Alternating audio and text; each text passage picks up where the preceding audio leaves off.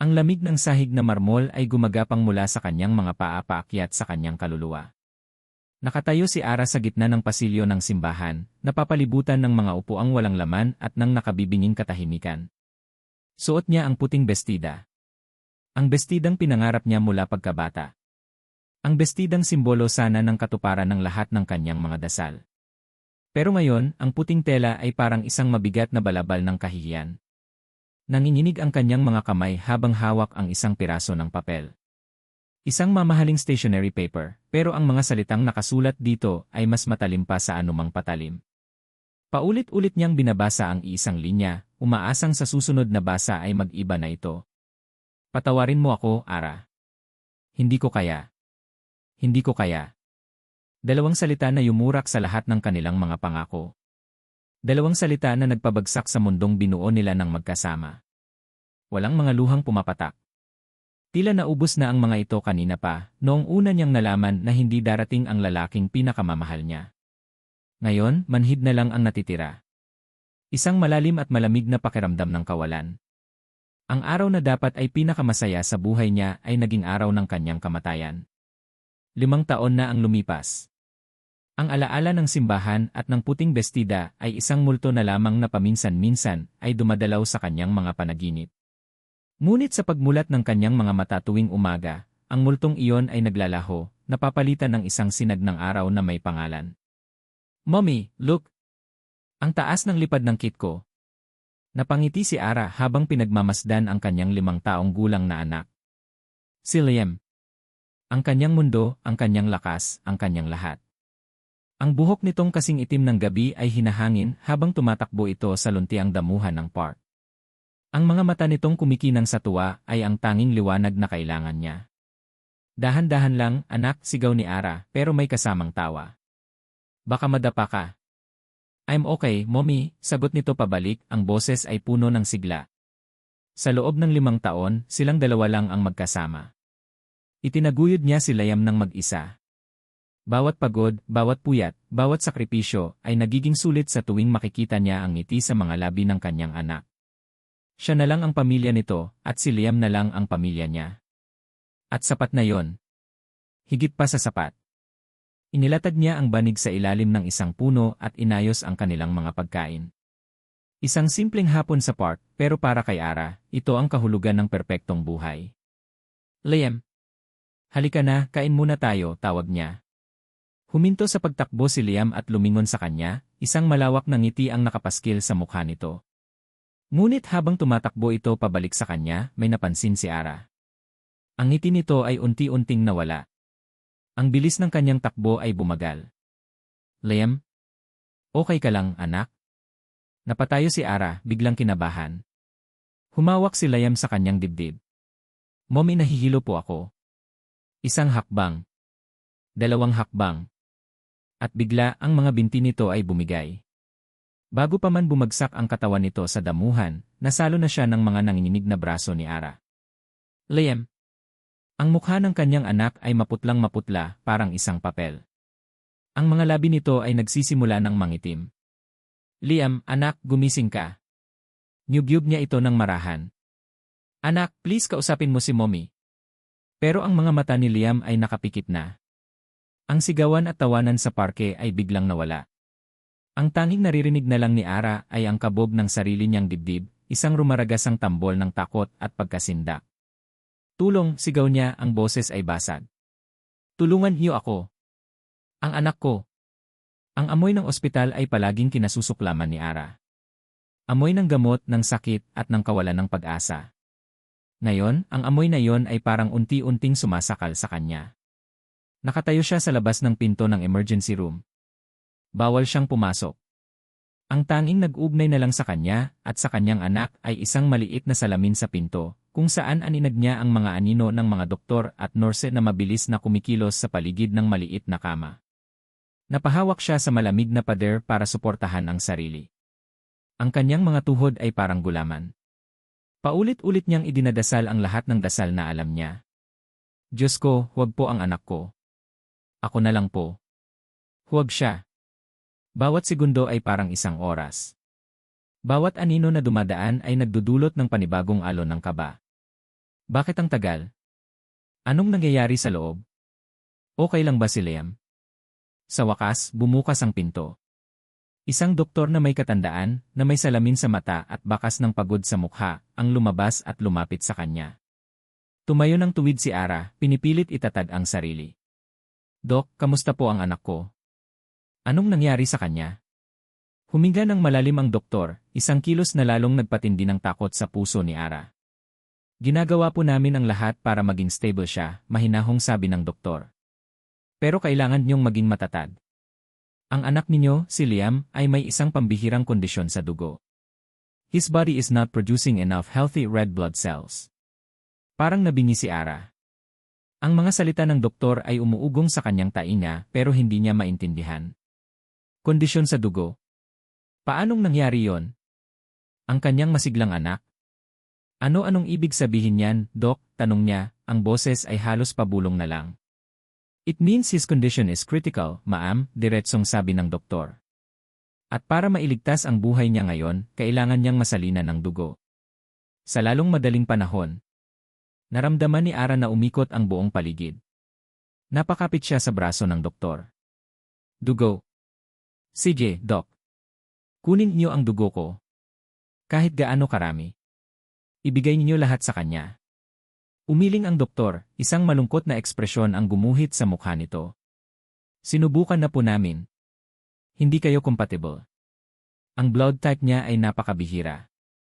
Napakadalang na halos wala kaming mahanap sa aming blood bank. Gumuho ang mundo ni Ara.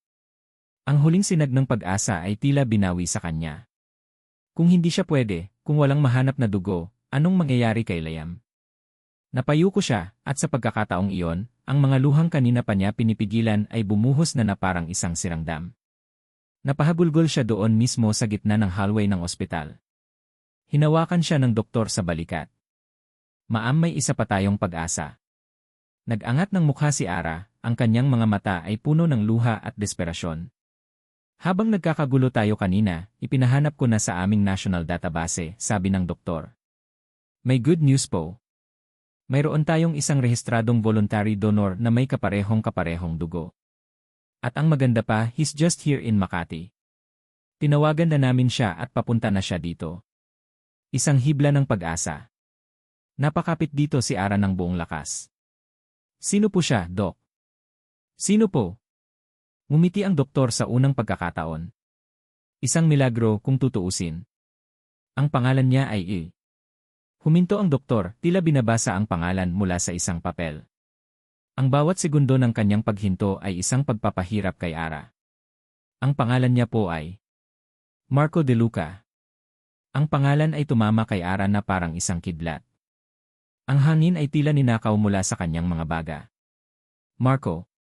Ang lalaking sumira sa kanya. Ang lalaking ama ng kanyang anak. Hindi. Hindi maaari. Sa gitna ng kanyang pagkabigla, sa gitna ng pag-ikot ng kanyang mundo, isang boses ang narinig niya mula sa kanyang likuran. Isang boses na pamilyar. Isang boses na 5 taon niyang sinubukang kalimutan, pero kahit kailan ay hindi niya nagawa. Ara. Ang boses na yon. Parang isang kulob na yumanig sa pundasyon ng mundong pilit niyang itinayo sa loob ng 5 taon. Para kay Ara, ang boses na yon ay hindi lang isang tunog. Ito ay isang alaala. Isang multo. Ang multo ng mga pangakong napako, ng pusong dinurog, at ng isang kinabukasang ninakaw. Dahan-dahan siyang lumingon, at ang bawat paggalaw ay parang napakabigat. At nandoon siya. Si Marco De Luca. Hindi na siya ang binatang Marco na huli niyang nakita. Ang binatang may mga pangarap sa mata at ngiting kayang magpatunaw ng kahit anong kaba. Ang lalaking nakatayo sa harap niya ngayon ay iba na. Nakasuot ito ng isang mamahaling dark blue suit na tila hinulma para sa katawan niya. Ang kanyang buhok ay maayos na nakagupit, at ang kanyang tindig ay nagpapakita ng kapangyarihan at kumpiyansa. Isa na siyang ganap na estranghero, isang taong mula sa ibang mundo. Pero ang mga mata niya ay pareho pa rin. At nang magtama ang kanilang mga paningin, nakita ni Ara ang parehong pagkabigla na nararamdaman niya.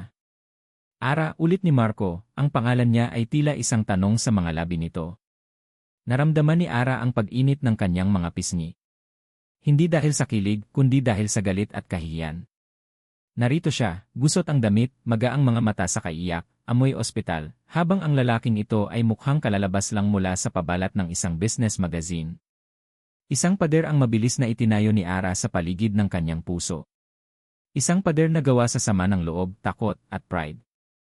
Anong ginagawa mo dito? Tanong ni Ara, ang boses niya ay kasing lamig ng sahig ng ospital. Tila nagising si Marco mula sa pagkatulala.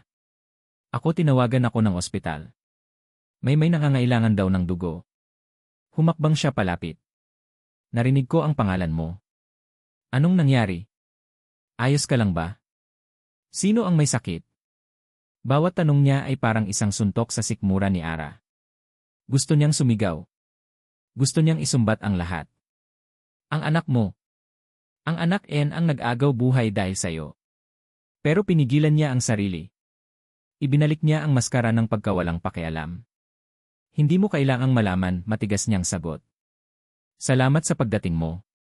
Pwede ka nang umalis. Tumalikod siya, nagpapanggap na may titingnan sa direksyon ng emergency room, umaasang maiiwan na siya nitong mag-isa. Pero naramdaman niya ang presensya nito sa kanyang likuran. Ara, sandali, sabi ni Marco, may bakas ng pagkalito sa kanyang boses. Hindi kita maintindihan. Bakit ka ganyan? Gusto ko lang tumulong. Humarap siyang muli, at sa pagkakataong ito, hindi na niya naitago ang pait sa kanyang mga mata. Tumulong. Ngayon? 5 taon, Marco. 5 taon kang hindi nagparamdam. Huwag mo akong sabihan na gusto mong tumulong ngayon. Ang mga salita niya ay tumama. Nakita ni Ara ang sakit na gumuhit sa mukha ni Marco. Magaling. Gusto niyang masaktan din ito. Gusto niyang maramdaman nito kahit katiting lang ng sakit na dinulot nito sa kanya. Wala kang kinalaman dito, dagdag pa ni Ara, ang boses ay mariin. Hindi kita kailangan. Umalis ka na. Magsasalita pa sana si Marco nang biglang may lumabas na nurse mula sa isang pinto, may dalang clipboard. Inilapag nito ang clipboard sa nurse station na malapit sa kanila para sagutin ang isang tawag sa telepono. Sa pagtalikod ni Ara, doon napadako ang mga mata ni Marco. Sa nakasulat sa ibabaw ng papel sa clipboard. Nakita ni Ara ang pagbabago sa mukha ni Marco. Ang pagkalito ay napalitan ng pagtataka. Ang kanyang mga mata ay nanliit, tila may binabasa. At pagkatapos, nakita ni Ara ang sandaling iyon. Ang sandali na may isang bagay na nag-click sa isipan nito. Ang sandali na ang lahat ng piraso ng palaisipan ay nagsimulang magkabit-kabit. Nakita ni Ara kung paano napatingin si Marco sa petsa sa papel at pagkatapos ay sa kanya. Ang mga mata nito ay puno ng isang tanong na hindi masabi. Parang isang tao na biglang nakakita ng multo sa katanghalian. Alam na niya. O malapit ng malaman. Bago pa man makapagsalita si Marco, isang matamis at matinis na boses ang pumutol sa kanilang tensyon. Marco, darling, I was looking everywhere for you. Isang babae ang lumapit at agad na kumapit sa braso ni Marco. Perpekto mula ulo hanggang paa. Nakasuot ito ng isang eleganteng cream-colored dress, may dalang designer na handbag, at ang amoy ng kanyang pabango ay tila humahalo sa amoy ng gamot sa ospital, isang mamahaling amoy na nagsasabing hindi siya kabilang sa lugar na ito. Ang kanyang mukha ay walang bahid ng kahit anong pagkabalisa, ang kanyang buhok ay perpektong nakaayos. Siya ang larawan ng lahat ng bagay na hindi si Ara sa sandaling iyon. Sino siya, darling? Tanong ng babae. Ang kanyang tingin ay dumaan kay Ara mula ulo hanggang paa. Isang mabilis na pagsusuri na puno ng pagtatasa at, naramdaman ni Ara, isang pahiwatig ng paghamak. Ito na pala. Ito na ang bago niya. Ito ang buhay na ipinagpalit niya sa akin, isip ni Ara. Ang sakit ay biglang kumirot sa kanyang dibdib, matalim at pamilyar, pero mabilis niya itong tinabunan ng galit. Ang galit ay mas madaling dalhin kaysa sa sakit. Nakita ni Ara ang pag-aalinlangan sa mukha ni Marco. Tila hindi nito alam kung paano siya ipakikilala. Isabella, she's an old friend. Isang dating kaibigan. Ang mga salita ay tumusok sa puso ni Ara. Ganoon na lang pala siya ngayon. Isang kabanata sa nakaraan na matagal nang isinara. Ang katotohanan iyon ay nagbigay sa kanya ng lakas na kailangan niya. Ang pader na itinayo niya ay lalo pang tumibay at tumaas. Kung tapos na ang usapan, malamig na sabi ni Ara, hindi na tinitingnan ang babae. Ang kanyang mga mata ay nakatuon kay Marco. Kailangan ko nang umalis. Tumalikod na siya. Hahakbang na sana siya palayo, pabalik sa lugar kung saan naghihintay ang kanyang anak, palayo sa multong ito na biglang nagbalik. Ara, wait! Naramdaman niya ang kamay ni Marco sa kanyang braso. Marahan ang pagkakahawak nito pero sapat na para patigilin siya. Marco, ano ba? Narinig niyang reklamo ni Isabela. Let her go. Hayaan mo na siya. We have dinner reservation to catch. Pero hindi pinansin ni Marco si Isabela. Dahan-dahan itong inalis ang kamay ng babae sa braso niya. Ang kanyang buong atensyon ay nakay Ara. Ang kanyang mga mata ay hindi na nagpapakita ng simpleng pagkabigla. Ngayon, mayroon ng determinasyon. Isang nagbabagang determinasyon na alamin ang katotohanan. Pumunta si Marco sa harap niya, hinaharangan ang kanyang daan. Pinilit niyang iwasan ang tingin nito pero hinawakan nito ang kanyang baba at marahang itinaas para magkatinginan sila. Ara, tumingin ka sa akin, sabi nito, ang boses ay mas seryoso na ngayon, mas mababa at puno ng bigat. Umiling siya. Wala tayong dapat pag-usapan. Mayroon, git nito. Nakita ko ang chart. Nakita ko ang pangalan. Hindi mo siya kilala, mabilis niyang sagot, ang kaba ay nagsisimula ng gumapang sa kanyang lalamunan. Hindi pinansin ni Marco ang sinabi niya. Nagpatuloy ito, ang kanyang mga salita ay tila mga pako na ipinupukpok isa-isa sa pader na kanyang itinatayo. Liam Sarmiento. Age, 5 years old. Birthday, October 23. Nanigas si Ara. Alam na alam nito ang petsa. Ang petsa na dapat sana ay 1 buwan pagkatapos ng kanilang kasal. Nakita ni Marco ang reaksyon niya. Ang pagbabago sa kanyang mga mata. Ang panginginig ng kanyang mga labi. 5 taon si Liam, Ara. 5 taon mula noong huli tayong magkita, sabi ni Marco, ang boses niya ay nanginginig na sa tindi ng emosyon. Nakita ko ang birthday niya. Huwag mo nang itago. Huwag mo nang ipagkait sa akin ito. Huminga siya ng malalim at sa huling tanong nito, ang buong mundo ni Ara ay tila huminto sa pag-ikot. Sabihin mo sa akin ang totoo. Anak ko ba siya? Ang katahimikan ni Ara ang pinakamatunog na sagot. Walang salitang lumabas sa kanyang mga labi, pero ang mga mata niya, mga matang puno ng luha, galit, at isang sakit na 5 taon ng kinikimkim ang nagsabi ng lahat. Sa isang iglap, ang lahat ng tagumpay ni Marco, ang kanyang posisyon bilang CEO, ang kanyang kayamanan ay nawalan ng halaga. Naramdaman niya ang kamay ni Isabela na humihigpit sa kanyang braso. Marco, what is this? Anong anak? Nagbibiro ba siya? Pero hindi niya narinig si Isabela. Ang kanyang buong mundo ay umikot lamang sa babaeng nasa harap niya at sa katotohanang unti-unting lumulunod sa kanya. May anak siya. Isang anak na 5 taon nang nabubuhay sa mundo nang hindi niya alam. Isang anak na hindi niya nakitang lumaki, hindi niya narinig ang unang pag-iyak, hindi niya nakasama sa unang kaarawan. Ang bigat ng katotohanang iyon ay parang isang malaking bato na dumagan sa kanyang dibdib, pinipiga ang lahat ng hangin mula sa kanyang mga baga. Ang guilt. Ito pala ang itsura ng guilt. Malamig, matalim at walang awa. Hindi, sa wakas ay sabi ni Ara, ang boses niya ay basag ngunit puno ng determinasyon. Hindi mo siya anak. Pero huli na. Nakita na niya ang katotohanan sa mga mata nito. Bumitaw si Marco sa pagkakahawak sa baba ni Ara. Tumalikod siya at humarap sa nurse na tila naguguluhan na sa nangyayari. Miss, sabi ni Marco, ang kanyang boses ay kalmado, ngunit may bigat na hindi maikakaila.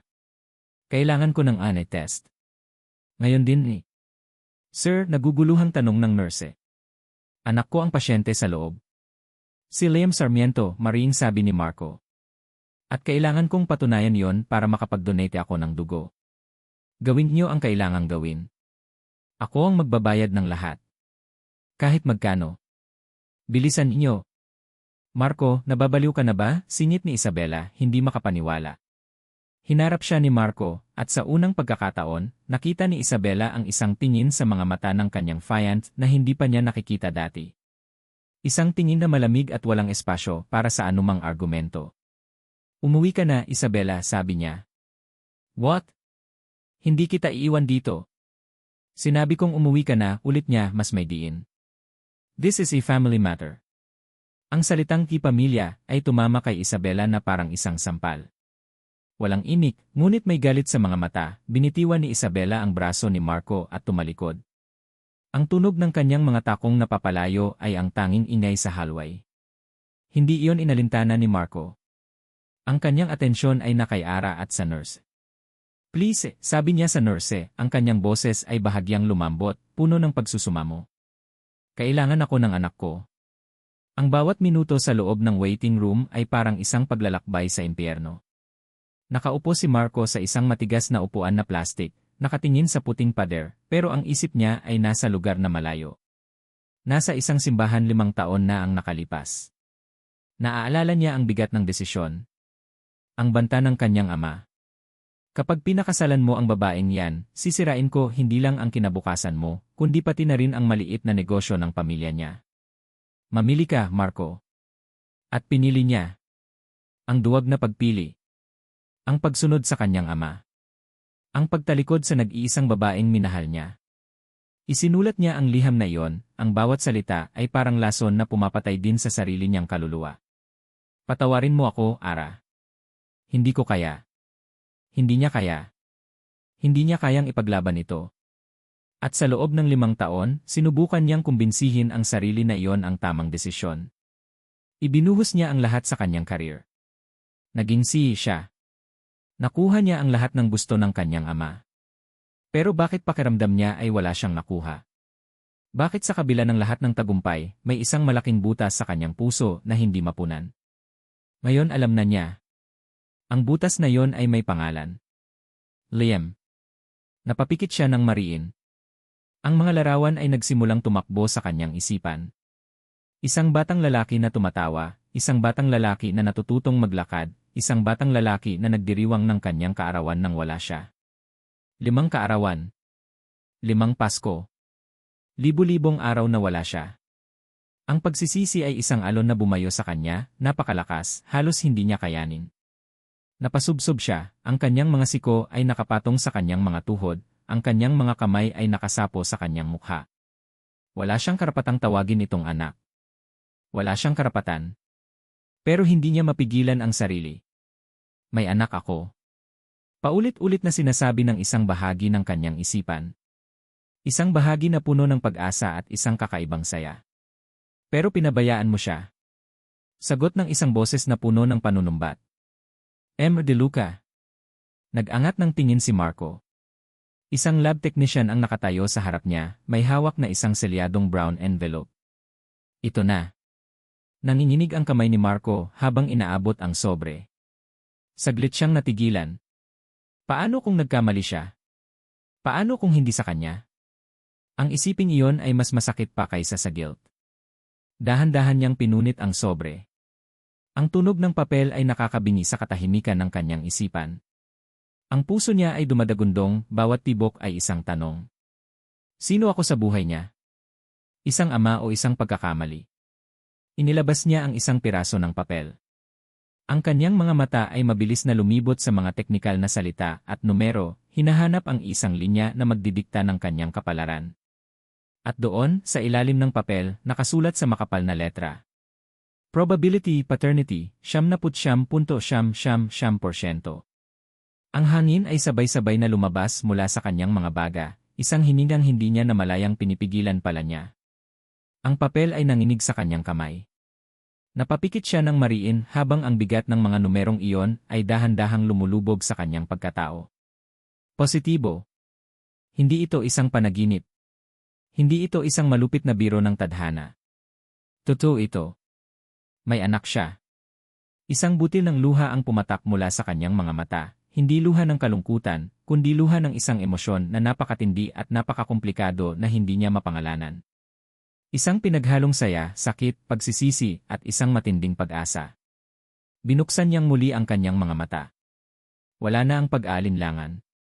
Wala na ang takot kung sa kanya nga ba ang bata. Napalitan niyo ng isang bagay na mas malakas, mas matibay. Determinasyon. Hindi niya na mababago ang nakaraan. Hindi na niya maibabalik ang 5 taon na nasayang. Hindi niya mapapawi ang sakit na idinulot niya kay Ara. Pero kaya niyang baguhin ang ngayon. Kaya niyang baguhin ang bukas. Para sa kanyang anak. Tumayo siya. Ang pagod at pag-aalinlangan sa kanyang tindig kanina ay nawala. Ang kanyang mga balikat ay tumuwid. Ang kanyang mga panga ay nagtagis. Ang si na sanay makipagnegosasyon, ang lalaking sanay makuha ang gusto niya, ay nagbalik. Ngunit ngayon, ang kanyang ipinaglalaban ay hindi isang kontrata o isang kumpanya. Ipinaglalaban niya ang karapatan niyang maging isang ama. Naglakad siya palabas ng waiting room, ang bawat hakbang ay may bigat at may layunin. Nakita niya si Ara sa di kalayuan, nakatayo sa labas ng pinto ng EA, nakatanaw sa maliit na salamin na bintana. Ang kanyang likod ay mukhang napakarupok, napakaliit. Muling kumirot ang puso ni Marco sa pagsisisi, pero itinulak niya yon sa isang tabi. Hindi ito ang oras para sa kahinaan. Tumayo siya sa tabi niya, hindi nagsasalita, hinahayaan lang na maramdaman nito ang kanyang presensya. Naramdaman siya ni Ara. Nanigas ang kanyang katawan bago dahan-dahang lumingon. Ang mga mata nito ay puno pa rin ng galit at pag-ingat. Ano na naman, matigas nitong tanong. Hindi sumagot si Marco. Sa halip, dahan-dahan niyang itinaas ang papel na hawak niya, ipinapakita sa kanya ang resulta. Nakita ni Ara ang mga numerong nakasulat. Ang kanyang mukha ay bahagyang namutla at napaiwas siya ng tingin. Ito na ang kumpirmasyon na pareho nilang alam na ngunit pilit pa rin itinatanggi ng isa. Alam ko na, mahinang sabi ni Marco, ibinababa ang papel. Alam ko ng lahat. Tumingin sa kanya si Ara, may bagong takot sa kanyang mga mata. Takot na baka kunin niya ang bata. Takot na baka guluhin niya ang mundong binuo nito para sa kanilang dalawa. Huminga ng malalim si Marco. Tumingin siya sa mga mata ni Ara, ang kanyang boses ay kalmado, kontrolado, ngunit may bigat na parang bakal. Magdodonate ako ng dugo para sa anak natin. Nakita niya ang bahagyang pagginhawa sa mukha ni Ara, ngunit agad iyong napalitan ng pag-ingat nang magpatuloy siya. Pero may kondisyon ako. Nag-igting ang panga ni Ara. Walang kondisyon, Marco. Obligasyon mo yan. Obligasyon ko, sang-ayon niya. At bilang ama niya, may karapatan din ako. Tumingin siya ng diretsyo sa mga mata ni Ara, tinitiyak na bawat salita ay tumatagos at naiintindihan nito. Ang pagmamakaawa ay wala na sa kanyang boses. Ito ay isang deklarasyon. Isang panunumpa. Mula sa araw na ito, magiging parte ako ng buhay ng anak Wei. Gustuhin mo man o hindi. Ang unang sinag ng araw ay gumuhit sa bintana ng ospital. Sa loob ng 3 araw, ito ang unang pagkakataon na nakahinga ng maluwag si Ara. Ang dugo ni Marco ay dumaloy sa mga ugat ni Liam, at kasabay niyon, ang kulay ay unti-unting bumalik sa mga pisngi ng kanyang anak. Ang lagnat nito ay nawala. At kaninang umaga lang, sa unang pagkakataon, humingi ito ng pagkain. Nakatulog si Liam, ang kanyang paghinga ay malalim at kalmado. Hawak ni Ara ang maliit na kamay nito, paulit-ulit na hinahalikan. Ligtas na siya. Sa ngayon, ligtas na ang kanyang anak. Pero ang kaligtasan na yon ay may kasamang anino. Isang anino na may taas na higit 6 na talampakan at may pangalang Marco de Luca. Bumukas ang pinto. Pumasok si Marco, may dalang isang paper bag mula sa isang kilalang coffee shop at isang maliit na laruang robot.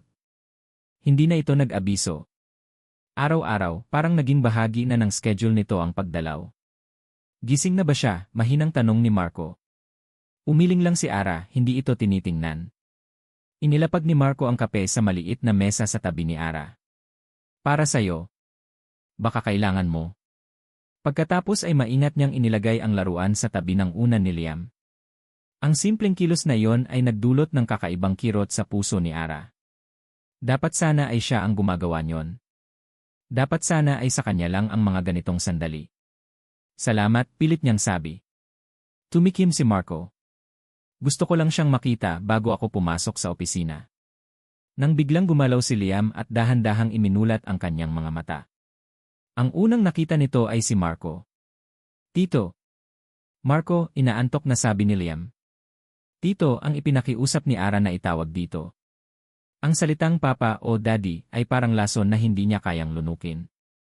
Ngumiti si Marco, isang ngiti na umabot hanggang sa kanyang mga mata. Lumuhod siya sa tabi ng kama para maging kapantay nito. Good morning, champion. How are you feeling? Okay na po, sagot ni Liam, ang mga mata ay nakatuon sa laruang robot. Wow! Para sa akin po yan? Naman, sabi ni Marco. Para sa pinakamatapang na bata na kilala ko. Pinanood ni Ara ang eksena. Pinanood niya kung paano maingat na binuksan ni Marco ang kahon at ipinakita kay Liam kung paano paganahin ang robot.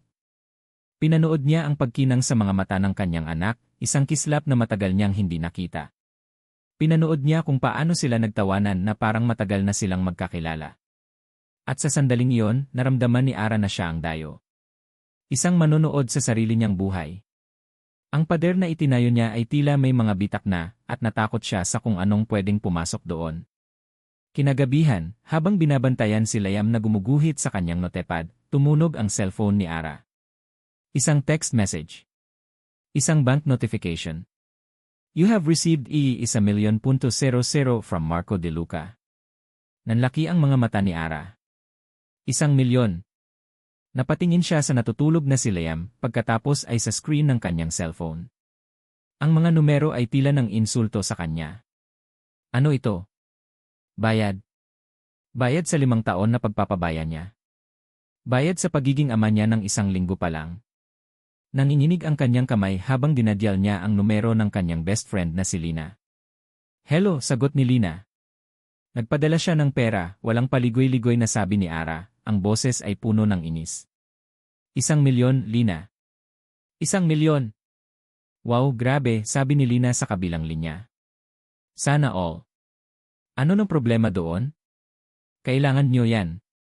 Ang problema, hindi ko ito hiningi, halos pasigaw na sabi ni Ara. Hindi ako pulubi. Pinalaki ko si Liam ng mag-isa. Hindi ko kailangan ng pera niya. Ara, kumalma ka, sabi ni Lina. Hindi yan pamimigay ng limos. Responsibilidad niya yan. At isipin mo ang hospital bills. Malaking tulong yan. Alam ni Ara na tama si Lina. Pero hindi niya matanggap. Ang perang iyon ay parang isang simbolo. Isang simbolo na kaya siyang bilhin ni Marco. Na kaya nitong bilhin ang isang lugar sa buhay nila. Parang sinasabi niya na kulang ang ginawa ko, mahinang sabi ni Ara, ang galit ay napalitan ng sakit. Na hindi ako sapat para kay Liam. Kinabukasan, isang delivery man ang kumatok sa pinto ng kwarto. May dala itong isang napakalaking flower arrangement, isang kombinasyon ng mga asul na rosas at puting lilies na napakagara at napakamahal tingnan. Napakalaki nito na halos hindi magkasya sa pinto. Para po kay Liam Sarmiento, sabi ng delivery man. Sino naman ang magpapadala nito? Kunot noong tinanggap ito ni Ara. Inilapag niya ito sa isang sulok, kung saan tila kinain nito ang kalahati ng espasyo ng kwarto. May nakasabit na maliit na card. Binuksan niya ito. Ang sulat kamay ay pambabae, perpekto at elegante. Get well soon, Liam. We are all praying for your fast recovery. At sa ilalim, ang mga salitang tila sinadyang isulat para saksakin siya. Love, Tito Marco and Tita Isabella. Tita Isabella. Napakuyom ang mga kamay ni Ara. Ito. Ito ang laro ng babaeng iyon. Isang paalala. Isang pagmamarka ng teritoryo. Kami ni Marco. Kami ang magkasama. Ang mga bulaklak na ito ay hindi para kay Liam. Para sa kanya ang mga ito. Isang mensahe ng pananalo. Nang hapon na yon, dumating si Marco, mukhang pagod mula sa trabaho. Ang una niyang napansin ay ang mga bulaklak. Wow, saan galing yan? Tanong niya. Hindi sumagot si Ara. Tumayo siya at hinarap ito, ang card ay hawak niya sa kanyang kamay. Ano ito, Marco? Tanong niya, ang boses ay nanginginig sa pinipigilang galit. Ano nang ibig sabihin ito? Ng pera. Ng mga bulaklak na ito. Isang performance ba ito para sa lahat? Isang palabas? Kumunot ang noo ni Marco. Ara, hindi kita maintindihan. The money is for Liam's needs. Para sa ospital. At ang mga bulaklak, I'm sure si Isabella ang nagpadala. She's just being thoughtful. Thoughtful, tumawa si Ara ng walang saya. O baka naman gusto niya lang ipamukha sa akin kung saan ako lulugar. Na ikaw at siya, at kami ni Liam kami ang kalabisan. That's not true, mariing sabi ni Marco, lumalakas na rin ang boses. Ginagawa ko lang kung anong tama. Ginagawa ko lang ang responsibilidad ko bilang ama. Responsibilidad, sigaw ni Ara. Nasaan ang responsibilidad mo 5 taon na ang nakalipas? Nasaan ka noong nilalagnat siya at ako lang mag-isa ang nag-aalaga? Nasaan ka sa bawat karawan niya na wala kang kay Deidea? Huwag mo akong kausapin tungkol sa responsibilidad, Marco, dahil wala kang alam doon. Ang bawat salita ay puno ng pait. Ang lahat ng sakit na kanyang kinimkim ay lumalabas na. Natigilan si Marco. Ang galit sa kanyang mukha ay napalitan ng sakit at pagsisisi. Ara, Hindi na niya natapos ang sasabihin niya. Isang katok sa pinto ang pumutol sa kanilang pagtatalo. Pumasok ang doktor ni Liam, ang mukha nito ay seryoso. Napatingin ito sa kanilang dalawa, tila naramdaman ang tensyon sa kwarto. Elrea Sarmiento, Liam De Luca, sabi ng doktor, ang kanyang boses ay mababa at formal. Maaari ko ba kayong makausap sandali? May kinalaman ito sa kondisyon ni Liam. Biglang nawala ang galit ni Ara. Napalitan niyo ng pamilyar na kaba. Bakit po, Dok? May problema po ba? Tumingin ang doktor sa kanila, ang kanyang mga mata ay puno ng pag-aalala. Ang dugo na naisalin natin ay nakatulong, pero pansamantala lang pala. His body is showing signs of rejection. Mahina pero nandoon. Ang ibig sabihin nito, kailangan niya ng mas permanenteng solusyon. Ano pong solusyon? Tanong ni Marco, ang boses ay nag-aalala na rin. Huminga ng malalim ang doktor bago sabihin ang mga salitang muling babago sa kanilang lahat. Kailangan ni Liam ng bone marrow transplant. At kailangan itong gawin sa lalong madaling panahon. Huminto ang doktor at tumingin sa kanila. Nag-search na kami sa National Registry. At may nakita kaming isa. Isang tao lang sa buong bansa ang may almost perfect match. Ang mga salita ng doktor ay binitawan sa hangin na parang isang hatol. Isang tao lang sa buong bansa ang may almost perfect match. Para kay Ara, ang mga salitang iyon ay isang sinag ng liwanag sa isang napakadilim na silid. Napakapit siya dito. Sino po, Doc? Sino po siya? Gagawin ko po ang lahat, kakausapin ko siya. Huminga ng malalim ang doktor, at sa isang iglap, naintindihan ni Ara na ang liwanag na iyon ay hindi pala isang pag-asa, kundi isang sulo na susunog sa lahat ng natitira sa kanya. Ang pangalan po na lumabas sa registry, sabi ng doktor, ang kanyang mga mata ay nag-aalangang tumingin kay Marco, ay De Luca. Ricardo De Luca, Sr. De Luca. Ang apelyido ay parang isang dagundong ng kulog sa tainga ni Ara. Ang mundo niya ay huminto. Ang hangin ay nawala.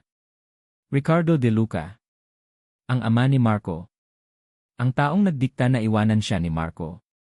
Ang taong naging dahilan ng 5 taon niyang pagdurusa. Ang taong kinamumuhian niya ng higit kanino man sa mundo. Siya. Siya ang nag-iisang pag-asa ng kanyang anak. Napatingin si Ara kay Marco. Nakita niya ang kulay na unti-unting nawawala sa mukha nito. Ang kanyang mga panga ay nag-igting at ang kanyang mga kamao ay napakuyom sa kanyang tagiliran. Ang pagkabigla sa mga mata nito ay mabilis na napalitan ng isang emosyon na pamilyar kay Ara. Galit. Isang dalisay at nag-aalab na galit. Hindi, sabi ni Ara, umiling-iling, ang boses ay naging isang pabulong. Hindi. Hindi maaari. Ang tadhana ay isang malupit na manunulat. At sa sandaling ito, isinulat nito ang pinakamasakit na biro na kayang isipin ni Ara. Ang kaligtasan ng kanyang anak ay nakasalalay sa mga kamay ng taong sumira sa kanyang buhay. Hindi makapaniwala si Marco sa narinig niya. Ang kanyang ama.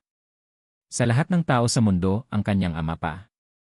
Ang lalaking itinuring na isang pagkakamali ang pagmamahalan nila ni Ara, ngayon ay ang tanging makapagliligtas sa bunga ng pagmamahalang iyon.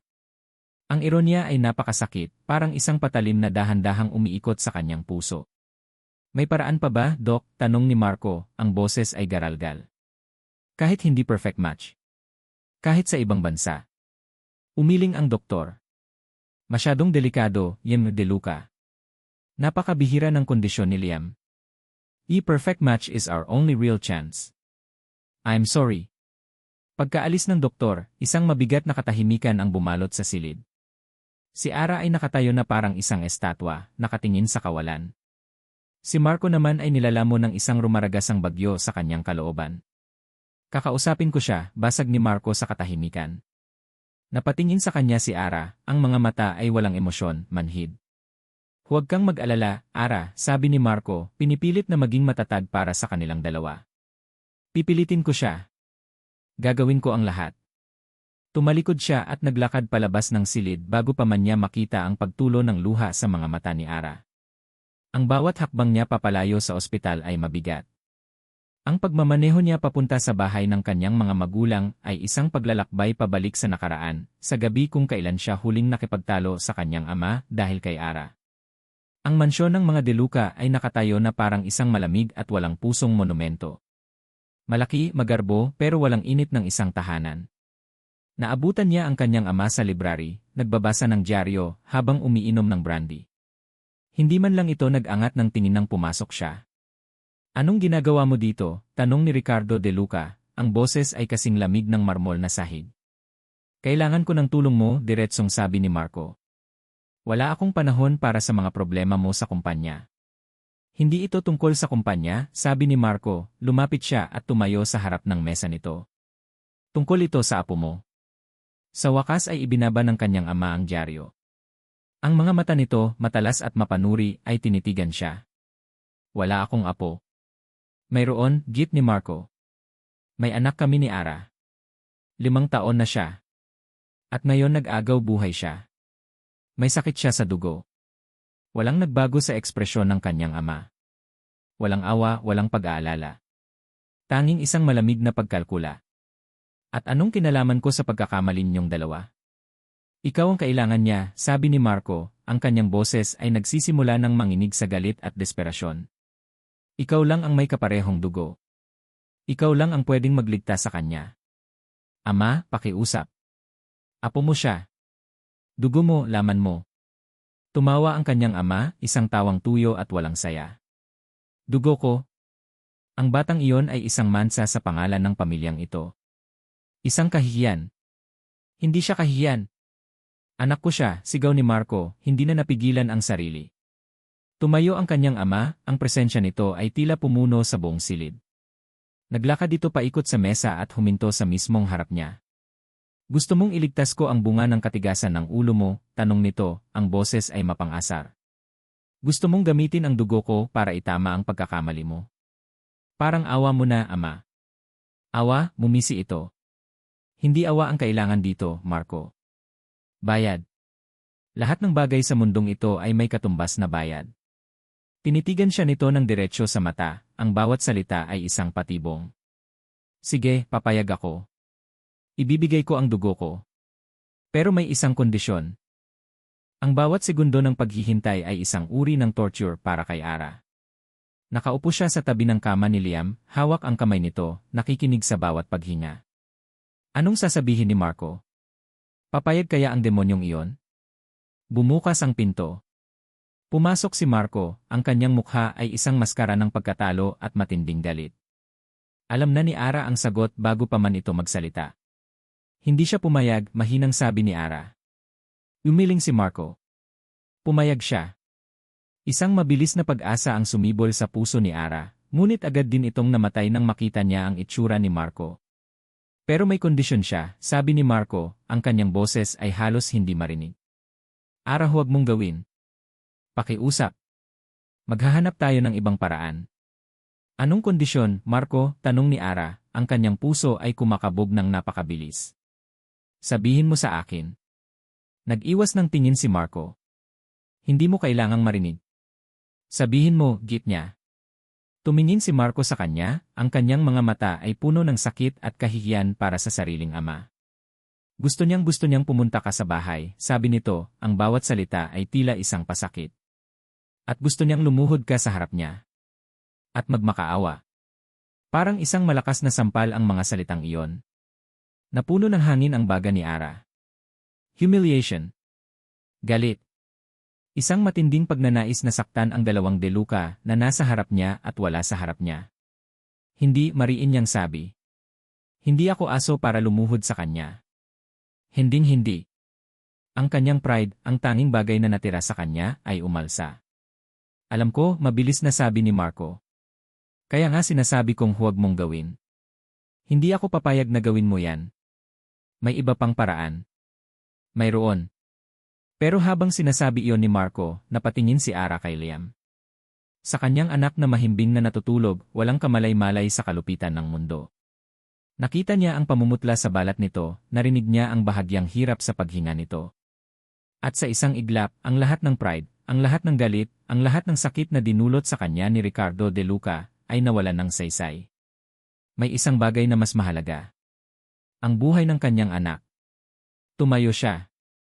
Isang malamig na determinasyon ang pumalit sa kanyang galit. Saan ang bahay niya? Tanong niya, ang kanyang boses ay walang emosyon. Ara, no, pagmamakaawa ni Marco, hinawakan siya sa braso. Please, huwag. Tinabig niya ang kamay nito.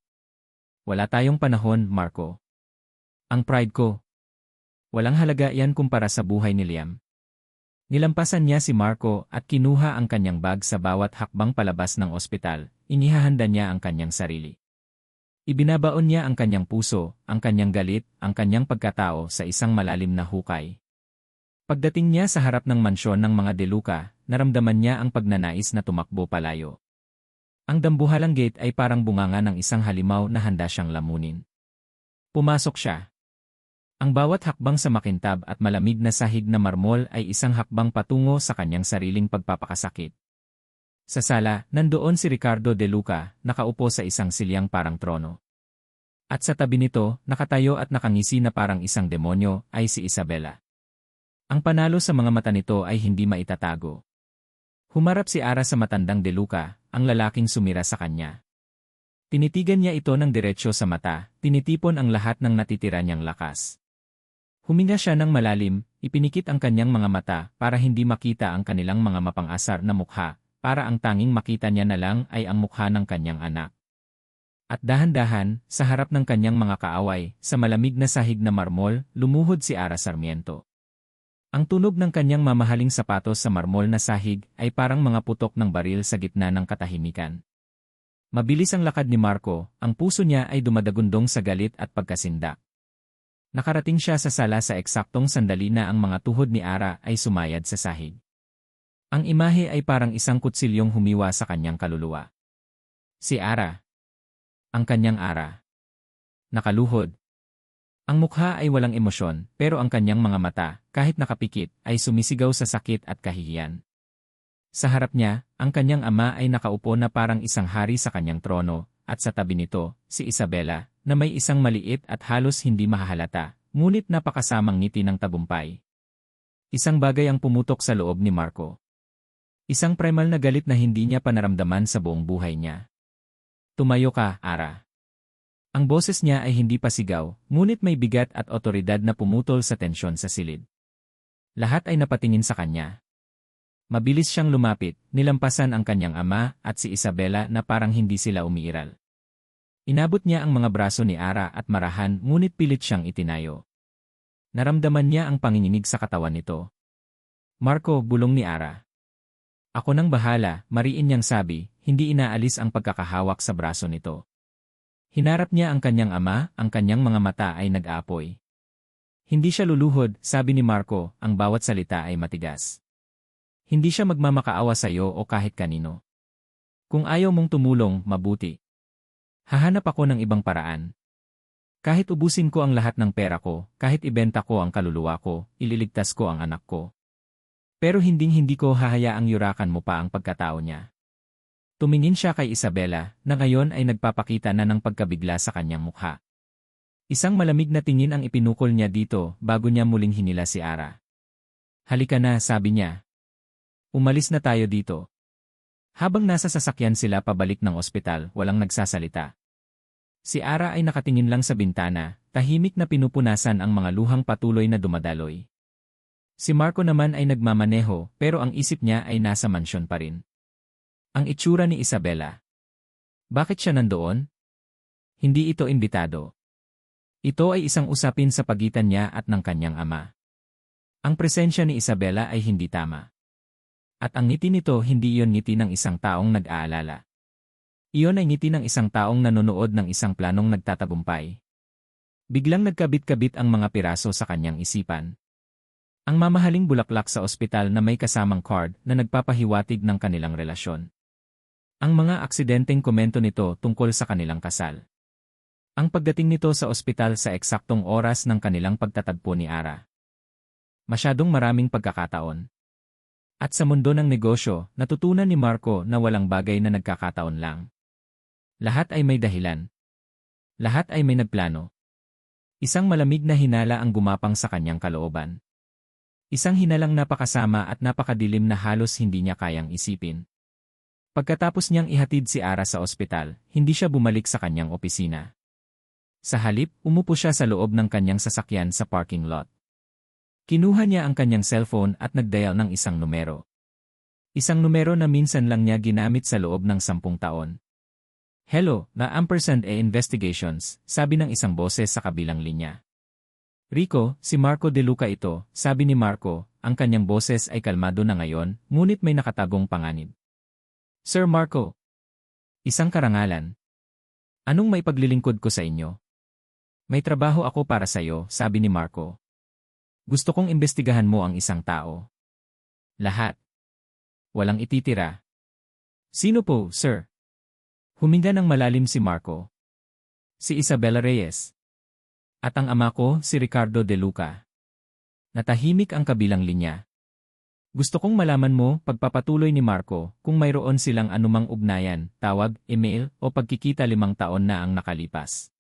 Simulan mo sa buwan ng Setyembre, eksaktong 5 taon mula ngayon. 2 araw ng paghihintay ang pinakamatagal na 2 araw sa buhay ni Marco. Pinilit niyang maging normal. Pumasok siya sa trabaho, dumalo sa mga meeting, pero ang isip niya ay nasa tawag na hinihintay niya. Sa 3 araw, isang mensahe ang dumating. Package delivered to your office. Urgent. Nagmamadali siyang umuwi sa kanyang opisina, sinabihan ang kanyang sekretarya na ayaw niyang maistorbo. Sa ibabaw ng kanyang mesa, may isang simpleng brown envelope. Nanginginig ang kanyang mga kamay habang binubuksan niya ito. Sa loob, may mga dokumento, mga kopya ng phone records. At nandoon nga. Isang tawag. Mula sa personal na numero ni Isabela Reyes papunta sa pribadong linya ng opisina ni Ricardo De Luca. Ang petsa, Setyembre 15. Eksaktong 2 linggo bago ang araw ng kasal nila ni Ara. Ang dugo ni Marco ay tila nanlamig. Narito na ang patunay. Ngunit hindi pa yon sapat. Sa ilalim ng mga papel, may isang maliit na BSU flash drive. May kasama itong sulat. Sir, nakuha ko ito mula sa isang tinanggal na cloud backup ng kanyang lumang telepono. Isang voice recording. Ang petsa ay tumutugma sa phone records. Ingat! Nanginginig, isinaksak ni Marco ang BSU sa kanyang laptop. Isinuot niya ang kanyang headphones, tila isinasara ang buong mundo sa labas. Dinala niya ang cursor sa nag-iisang audio file at pinindot ang play. Ang unang narinig niya ay ang boses ng sekretarya ng kanyang ama. Pagkatapos, ang boses mismo ni Ricardo De Luca. Yes, who is this? At pagkatapos, ang boses na yon. Ang boses na gabi-gabi niyang naririnig sa telepono sa loob ng nakaraang 2 taon. Ang boses na pinaplano niyang makasama habang buhay. Pero ang tono nito ay iba. Matamis ngunit may lason. Nag-aalala, ngunit may paninira. Sir Ricardo, magandang hapon po. Si Isabela Reyes po ito, kaibigan po ni Marco. At anong kailangan mo, Ina Reyes, tanong ng kanyang ama. Sir, pasensya na po sa abala, pero nag-aalala lang po talaga ako para kay Marco. Tungkol po ito sa babaeng pakakasalan niya si Althea Sarmiento. Anong tungkol sa kanya? Sir, hindi po siya ang babaeng akalan nyo. Hindi po siya karapat-dapat para kay Marco. She will ruin him. Sasabihin ko po sa inyo ang lahat. May mga nalaman po ako tungkol sa pamilya niya sa nakaraan niya. Ginagamit niya lang po si Marco. Para sa pera. Para sa pangalan ng mga De Luca. Hindi na tinapos ni Marco ang pakikinig. Inalis niya ang headphones. Ang katahimikan sa kanyang opisina ay nakabibingi. Ang pintig ng kanyang puso ay napakalakas. Siya. Si Isabela. Siya ang nagsimula ng apoy. Siya ang nagbigay ng mga bala sa kanyang ama. Siya ang arkitekto ng kanyang pagkasira. Ang babaeng akala niya ay kanyang kakampi, ang babaeng niyakap niya tuwing gabi, ang babaeng malapit na niyang pakasalan ay ang ahas na tumuklaw sa kanya mula sa likuran. Isang matinding galit ang umakyat mula sa kanyang sikmura, hindi mainit at nag-aalab, kundi isang bagay na mas malala. Isang galit na malamig, matalim at nakamamatay. Ang pagtataksil. Ito pala ang itsura nito. At mas masakit pa ito kaysa sa inaakala niya. Kalmado niyang kinuha ang kanyang telepono. Hinanap niya ang pangalan ni Isabela sa kanyang contacts. At pinindot niya ang call button. Sinagot ito ni Isabela pagkatapos ng 2 ring. "Hello, darling. I was about to call you." Pinutol siya ni Marco. Ang kanyang boses, nang magsalita siya, ay hindi na niya halos nakilala. Kalmado. Kontrolado. Ngunit nakakatakot sa sobrang lamig. "Isabela. Pumunta ka sa opisina ko. Ngayon din ni." "Ha? Pero may dinner pa tayo with." "Ngayon din," ulit niya, ang bawat pantig ay parang isang piraso ng yelo. "Kailangan nating pag-usapan ang isang kataksilan na ngayon ko lang nalaman." Ang katahimikan sa loob ng kwarto ng ospital ay halos isang luho na. Sa unang pagkakataon sa loob ng halos 1 linggo, may kapayapaan sa puso ni Ara. Nakatayo siya sa tabi ng bintana, pinagmamasdan ang mga ilaw ng syudad sa ibaba. Bumalik na sila mula sa mansyon ng mga De Luca, dala-dala ang kahihiyan, pero mayroon ding isang maliit na binhi ng pag-asa. Hindi man pumayag si Ricardo De Luca, ang ginawa naman ni Marco, ang pagtatanggol nito sa kanya, ang pagpili nito sa kanya sa harap ng sariling ama, ay isang bagay na hindi niya inaasahan. Isang bagay na nagbukas ng isang maliit na siwang sa pader na matagal na niyang itinatayo sa paligid ng kanyang puso. Nangako si Marco na hahanap ito ng paraan. At sa unang pagkakataon sa loob ng 5 taon, isang maliit na bahagi ng kanyang pagkatao ang gustong maniwala dito. Bumaling siya at tiningnan si Liam na mahimbing na natutulog. Mukha itong isang anghel, payapa at walang kamalay-malay sa digmaang nangyayari para sa kanya. "Gagawin ko ang lahat para sa'yo, anak," bulong niya sa hangin. "Lahat." Biglang umilaw ang screen ng kanyang cellphone na nasa ibabaw ng mesa. Isang text message. Mula sa isang numerong hindi rehistrado. Karaniwan, hindi niya ito papansinin. Ngunit sa pagkakataong ito, may nag-udyok sa kanyang tingnan. Isang kakaibang kaba. Binuksan niya ang mensahe.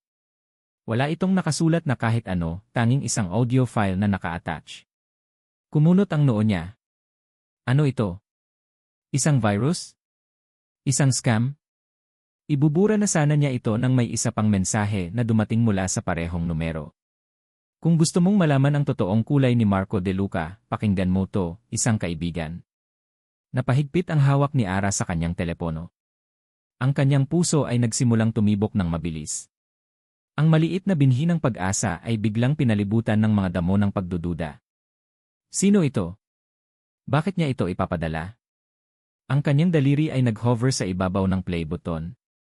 Isang bahagi niya ang sumisigaw na huwag na ito ay isang patibong. Ngunit ang isang bahagi, ang bahaging nasaktan, ang bahaging laging naghihinala, ay hindi mapigilan. Kailangan niyang malaman. Kinuha niya ang kanyang earphones, isinaksak sa telepono at isinuot. Ayaw niyang magising si Liam. Huminga siya ng malalim at pinindot ang play. Ang unang narinig niya ay ingay, parang isang pag-uusap na nirecord mula sa malayo. Pagkatapos, isang boses na napakapamilyar. Ang boses ni Ricardo De Luca. "Hindi ko maintindihan, Marco. Bakit mo ginagawa ang lahat ng ito para sa babaeng yan at sa batang yan?" Narinig ni Ara ang pagbuntong hininga ni Marco. At pagkatapos ang boses nito. Ang boses na ilang oras lang ang nakalipas ay nagtanggol sa kanya. "Dahil kailangan ko, ama," sagot ni Marco, ang boses ay tila pagod. "Kailangan? Anong kailangan mo sa kanila?" May isang mahabang katahimikan. At pagkatapos, narinig ni Ara ang mga salitang dumurog sa kanyang kaluluwa. Ang mga salitang umasak sa anumang natitirang tiwala na nagsisimula ng mabuo sa kanyang puso. "Kailangan ko ang tiwala mo. At gagawin ko ang lahat para makuha ko ulit yon." Isang pause. Ang batang iyon, ama siya ang susi. Kapag nakuha ko ang loob niya, kapag nakuha ko ang loob ni Ara, mapipilitan kang tulungan siya. At kapag nangyari yon, babalik ang lahat sa dati. Ako pa rin ang magmamana ng lahat. It's a means to an end. Isang paraan lang para makuha ko ang gusto ko. Para makuha ko ang approval mo. Hindi. Napahawak si Ara sa kanyang bibig para pigilan ang isang hikbi. Hindi. Hindi ito sinabi ni Marco. Hindi maaari. Ngunit ang boses ay malinaw. Ang mga salita ay malinaw. Ang lahat ng ito. Ang pag-aalala. Ang pagtulong. Ang pagtatanggol sa kanya sa harap ng kanyang ama. Lahat ng iyon isang palabas? Isang kalkuladong plano para makuha ang mana. Ginamit niya sila. Ginamit niya ang sarili niyang anak na nag-agaw buhay para sa pera at kapangyarihan. Ang mundo ni Ara ay gumuho. Hindi ito gumuho. Ito ay sumabog. Ang pader na may siwang kanina lang ay hindi na muling itinayo. Ito ay napalitan ng isang bagay na mas matibay, mas malamig. Yellow. Isang pader ng yelo na walang sinuman, kahit kailan, ang makakatibag pa. Ang sakit ay napakatindi, napakalalim, na hindi na niya ito maramdaman. Manhid. Iyon ang nararamdaman niya. Isang malawak at walang katapusang kawalan. Ang tanga-tanga niya. Naniwala siya. Sa isang saglit, naniwala siyang nagbago na ito. Sa isang saglit, hinayaan niyang bumalik ang pag-asa. At sa isang saglit, muli siyang sinaksak ni Marco De Luca. Hindi na sa likod. Ngayon, diretsyo na sa puso. Ang mga luha ay bumuhos mula sa kanyang mga mata, hindi na mainit kundi malamig. Mga luhang hindi na para sa sakit, kundi para sa kanyang katangahan. Tapos na. Kinuha niya ang isang piraso ng papel mula sa kanyang bag at isang ballpen. Nanginginig ang kanyang kamay, ngunit ang mga salitang isinulat niya ay matatag. Marco. Narinig ko ang lahat. Salamat sa pagpapaalala sa akin kung sino ka talaga. Huwag mo na kaming hanapin. Hinding-hindi mo na kami makikita. Paalam. Hindi na niya nilagyan ng pangalan. Hindi na kailangan. Maingat niyang tiniklop ang papel at inilagay sa ibabaw ng unan kung saan kanina lang ay nakaupo si Marco. Dahan-dahan at sa abot ng kanyang makakaya, ginising niya si Liam. Anak, baby, gising, bulong niya. Mommy, sabi ni Liam, inaantok. Saan po tayo pupunta? Mamamasyal tayo, anak, sabi ni Ara, pinipilit ng umiti kahit ang kanyang puso ay nagkalamat na.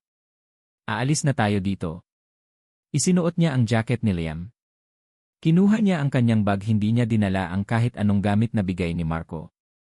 Ang mga bulaklak ni Isabela ay iniwan niyang nalalanta sa isang sulok. Walang lingon likod, binuhat niya si Liam na isiniksik ang mukha sa kanyang leg. Naglakad si Ara palabas ng kwarto ng ospital, palabas sa buhay ni Marco De Luca, dala-dala ang kanyang wasak na puso at ang kanyang anak, na ngayon ay tanging sa kanya na lang ulit. Naglakad siya sa madilim na pasilyo ng ospital, palayo sa kasinungalingan at patungo sa isang kinabukasang hindi niya alam. Ang tanging alam niya lang ay kailangan niyang mawala. Kailangan niyang protektahan ang kanyang anak mula sa taong nagngangalang ama nito. Kailangan nilang maglaho na parang bula. At sisiguraduhin niyang sa pagkakataong ito, hinding-hindi na sila muling mahahanap.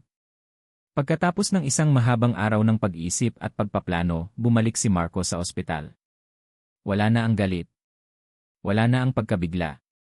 Ang natitira na lang ay isang matatag at malamig na determinasyon. Mayroon na siyang plano. Isang desperadong plano, ngunit ito na lang ang natitira niyang baraha. Ngunit ang lamig ng kanyang determinasyon ay hindi kayang tumbasan ang lamig na sumalubong sa kanya pagbukas niya ng pinto ng kwarto ni Liam. Tahimik. Masyadong tahimik. Walang tunog ng mahinang paghinga ni Liam. Walang anino ni Ara na nakaupo sa silya. Ang kama ay maayos na, ang kumot ay nakatupi. Ang mga bulaklak na padala ni Isabela ay nakatiwangwang pa rin sa sulok, nagsisimula ng malanta, isang perpektong simbolo ng kasinungalingan. Wala sila. Ara, tawag niya, kahit alam niyang walang sasagot. Liam? Isang nakakabining katahimikan lang ang kanyang narinig. Nilapitan niya ang kama. At doon, sa ibabaw ng unan, nakita niya ang isang piraso ng papel, maingat na nakatupi. Ang puso niya ay nagsimulang kumabog ng napakabilis, isang masamang premonisyon ang gumapang sa kanyang dibdib. Kinuha niya ito. Ang sulat kamay ni Ara. Ang sulat kamay na minsan niyang minahal. Marco. Narinig ko ang lahat. Salamat sa pagpapaalala sa akin kung sino ka talaga. Huwag mo na kaming hanapin. Hinding-hindi mo na kami makikita. Paalam. Narinig ko ang lahat. Ang mga salitang iyon ay umikot-ikot sa kanyang isipan. Ano? Anong narinig niya? Ang pagtatalo nila ng kanyang ama? Pero wala siyang sinabing masama doon. Naguguluhan siya. At pagkatapos, parang isang kidlat na tumama sa kanya. Isabela. Ang babaeng iyon. Ang ahas. Ito ang huling ganti nito. Isang huling kamandag. Siguradong may ipinadala itong kasinungalingan kay Ara. Isang ginupit na recording, marahil. Isang bagay na magpapaniwala kay Ara na lahat ng ginagawa niya ay isang palabas lang. At nagtagumpay ito. Napayukom ang kanyang kamao, nayupi ang papel sa loob nito. Ang sakit ay napakatindi. Ang pakiramdam na huli na ang lahat ay parang isang lason na kumalat sa buong katawan niya. Nawala na sila. Ang kanyang mag-ina na isang linggo pa lang niyang nakasama ay nawala na naman. At sa pagkakataong ito dahil sa isang kasinungalingan. Isang kasinungalingan na hindi niya alam kung paano pa itatama. Tumakbo siya palabas ng kwarto patungo sa nurse station. Yung pasyente sa room 402. Si Liam Sarmiento. Nasaan sila? Tanong niya, ang boses ay puno ng pagkasindak. Tinignan ng nurse ang records. Kusang umalis po, sir. Nag-sign po ng waiver si Kira Sarmiento. Mga ilang oras na rin po ang nakalipas. Tumalikod si Marco. Tinawagan niya ang cellphone ni Ara. Hindi na ito makontak. Tinawagan niya si Lina. Hindi nito sinasagot. Isang pader ang sumalubong sa kanya. Isang pader na itinayo ng isang perpektong kasinungalingan. Umupo siya sa isang upuan sa pasilyo, ang ulo niya ay nasa kanyang mga kamay. Sa isang saglit, naramdaman niya ang pagbagsak. Ang pag-asa ay nawala. Anong gagawin niya? Paano niya sila hahanapin? At kahit mahanap niya sila, paano niya maipapaliwanag ang isang bagay na hindi niya alam na nangyari? Tapos na ba? Ito na ba ang katapusan? Hindi. Dahan-dahan, itinaas niya ang kanyang ulo. Ang sakit sa kanyang mga mata ay napalitan ng apoy. Ang pagsisisi ay napalitan ng galit. Ngunit ang galit na ito ay hindi na para kay Isabela o sa kanyang ama. Ito ay galit sa sarili. Naging duwag siya noon. Nagtago siya sa likod ng pera at kapangyarihan. Ngayon, ang mismong pera at kapangyarihan na iyon ang ginamit laban sa kanya. Tumayo siya. Mayroon siyang isang huling baraha. Isang baraha na hindi niya gustong gamitin pero wala na siyang pagpipilian. Kung kasinungalingan ang naghiwalay sa kanila, katotohanan ang muling magbabalik sa kanila.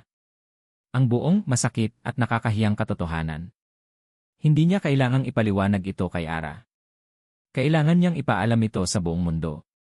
Kinuha niya ang kanyang telepono at tinawagan ang kanyang sekretarya. Carla, sabi niya, ang kanyang boses ay kalmado na ngayon, ngunit may nakakakilabot na intensidad. Magpatawag ka ng press conference. Sa main lobby ng DeLuca Corp. Sa loob ng 1 oras. Sir, anong topic po? Anong agenda? Walang agenda, sabi ni Marco. Sabihin mo lang sa media, ang CEO ng DeLuca Corp. Ay may isang mahalagang personal na anunsyo. Isang bagay na babago sa lahat. 1 oras ang nakalipas. Ang lobby ng DeLuca Corp. Ay puno ng mga kamera, mga reporter, at mga mikropono. Ang balita ay mabilis na kumalat. Ano ang sasabihin ni Marco DeLuca? Tungkol ba ito sa isang malaking merger? Isang bagong produkto? Nang lumabas si Marco mula sa elevator, ang mga flash ng kamera ay sumabog na parang isang bagyo. Ngunit hindi siya natinag. Naglakad siya patungo sa podyum na inihanda para sa kanya. Ang kanyang mukha ay seryoso. Ang kanyang mga mata ay hindi nakatingin sa kahit sino, kundi sa isang malayong lugar. Inayos niya ang mikropono. Huminga siya ng malalim. Magandang gabi sa inyong lahat, simula niya. Pinatawag ko kayo ngayong gabi hindi para pag-usapan ang negosyo. Pinatawag ko kayo para pag-usapan ang mga kasalanan. Nagkaroon ng bulungan sa mga manonood. Sa loob ng maraming taon, pagpapatuloy niya, kilalan niyo ako bilang si Marco DeLuca, ang CEO. Ang tagapagmana. Ang anak ni Ricardo DeLuca. Ngayong gabi, gusto kong makilala ninyo ako bilang si Marco. Isang duwag. Isang sinungaling. At isang ama na nagkasala. Ang bulungan ay naging isang nakabibinging katahimikan. Ikinuwento niya ang lahat. Ikinuwento niya ang tungkol kay Ara. Ang kanilang pag-ibigan. Ang nakatakda nilang kasal. At ang pagtalikod niya dito dahil sa takot sa kanyang ama at sa paghahangad sa yaman. Pinili ko ang pera kaysa sa pag-ibig, sabi niya, ang boses ay basag. At iyon ang pinakamalaking pagkakamali ng buhay ko. Ikinuwento niya ang tungkol sa kanyang anak. Ang pagkakatuklas niya. Ang sakit nito. Ang katotohanan kailangan nila ng tulong mula sa kanyang ama.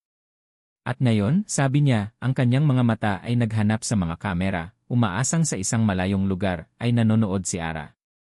Gusto kong malaman ng lahat. Epektibo ngayong gabi, ako ay nagbibitiw bilang CEO ng DeLuca Corporation. Isang malakas na hiyawan ng pagkabigla ang pumuno sa lobby. Tinatanggihan ko ang lahat ng aking mana. Tinatalikuran ko ang pangalan at ang yaman na naging dahilan ng pagkasira ng aking buhay. Wala na akong pakialam sa kumpanya.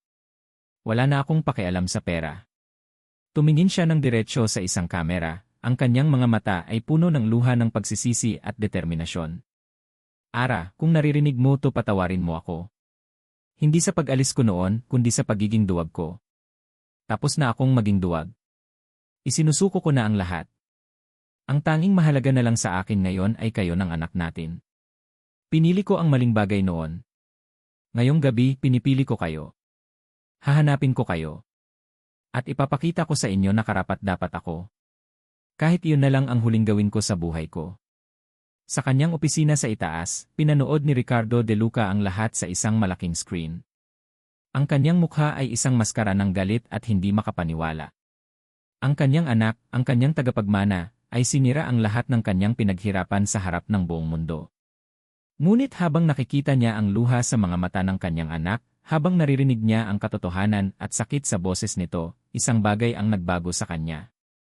Sa unang pagkakataon, hindi isang CEO ang nakita niya, hindi isang tagapagmana. Nakita niya ang kanyang anak. Isang anak na handang isuko ang lahat para sa pamilya nito. Isang katapangan na hindi niya kailanman nakita kay Marco. Isang katapangan na hinangaan niya. Kinuha niya ang telepono. Tinawagan niya ang kanyang sekretarya. Ihanda mo ang sasakyan, sabi niya, ang kanyang boses ay matigas ngunit may bagong tono. Pumunta tayo sa ospital. At tawagan mo ang doktor ni ng apo ko. Sabihin mong handa na ako para sa mga pagsusuri. Ang amoy ng alikabok at diesel ay humahalo sa malamig na hangin ng gabi. Nakaupo si Ara sa isang matigas at malamig na upuang metal sa loob ng bus terminal sa Pasay. Ang ingay ng mga bus na dumarating at umaalis, ang sigawan ng mga konduktor, at ang walang katapusang anunsyo mula sa speaker ay isang magulong simponya na sumasalamin sa kaguluhan sa loob ng kanyang puso. Ang kanyang anak, si Liam, ay mahimbing na natutulog sa kanyang kandungan, ang ulo nito ay nakasandal sa kanyang dibdib. Pinisil ni Ara ang maliit na jacket nito. Kailangan na nilang umalis. Ngunit saan? Saan sila pupunta? Ang plano niya ay sumakay ng bus patungong probinsya, sa isang malayong lugar kung saan walang nakakakilala sa kanila. Isang lugar kung saan ang pangalang DeLuca ay wala lang kahulugan. Doon, magsisimula silang muli. Muli. Ngunit ang bawat bus na humihinto sa harap niya ay parang isang halimaw na naghihintay na lamunin sila. Natatakot siya. Sa unang pagkakataon sa loob ng 5 taon, natatakot siyang mag-isa. Napatingin siya sa isang maliit na telebisyon na nakasabit sa isang sulok ng terminal, nagpapalabas ng late-night news. Karaniwan, hindi niya ito papansinin. Ngunit ang isang pamilyar na pangalan na binanggit ng news anchor ay nagpatigil sa kanya.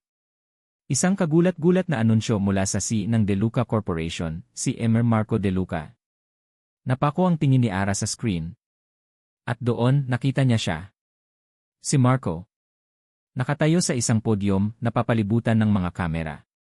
Ang kanyang mukha ay seryoso, pagod, at puno ng isang emosyon na hindi pa niya nakikita dito dati. Pagsisisi. Ano na naman ito? Isa na namang palabas para sa media. Gusto kong makilala niyo ako bilang si Marco. Isang duwag. Isang sinungaling. At isang ama na nagkasala. Nanlaki ang mga mata ni Ara. Ang mga tao sa paligid niya ay nagsimulang magbulungan, napapatingin din sa Rie, ngunit si Ara, hindi niya sila narinig. Ang tanging naririnig niya ay ang bawat salita na lumalabas sa bibig ni Marco. Ikinuwento niya ang lahat. Ang kanilang nakaraan. Ang pag-ibig nila. Ang pagtalikod niya. Walang tinago. Inamin niya ang kanyang kaduwagan.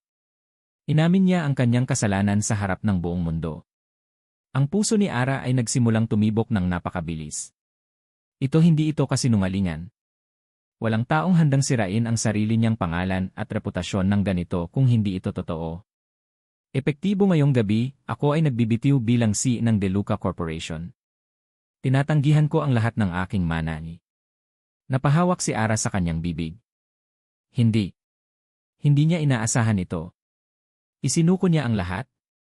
Ang yaman at kapangyarihan na naging dahilan ng kanilang paghihiwalay. At pagkatapos, tumingin si Marco ng diretsyo sa kamera, na parabang nakikita siya nito sa gitna ng magulong bus terminal. Na parabang kinakausap siya nito ng dire-diretsyo. Ara, kung naririnig mo to, patawarin mo ako. Tapos na akong maging duwag. Isinusuko ko na ang lahat. Ang tanging mahalaga na lang sa akin ngayon ay kayo ng anak natin. Ang mga luha na akala niya ay naubos na ay muling bumuhos. Ngunit sa pagkakataong ito, hindi ito malamig. Ito ay mainit. Mga luha ng pagkalito, ng pagkabigla, at ng isang emosyon na matagal na niyang ibinaon. Pag-asa. Biglang nagring ang kanyang telepono. Nagulat siya. Paano? Itinapon na niya ang luma niyang NSS card at bumili ng bago. Si Lina lang ang nakakaalam ng numerong ito. At si Lina nga ang tumatawag. Lina, sagot niya, ang boses ay nanginginig. Ara. Diyos ko, nasaan ka? Okay ka lang ba? Si Liam, sunod-sunod na tanong ni Lina.